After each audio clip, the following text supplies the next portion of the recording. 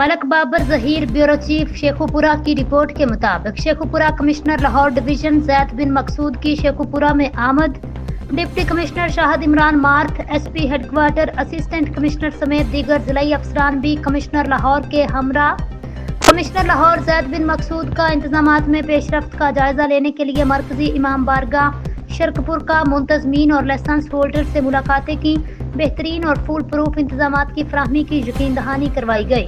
Commissioner Lahore زید بن مقصود نے قدیمی جلوس کی گزرگاہوں کا دورہ کیا، فول پروف سیکیورٹی، صفائی ستھرائی اور دیگر انتظامات کو ترجیحی بنیادوں پر حتمی شکل دے دی گئی۔ کمشنر زید بن مقصود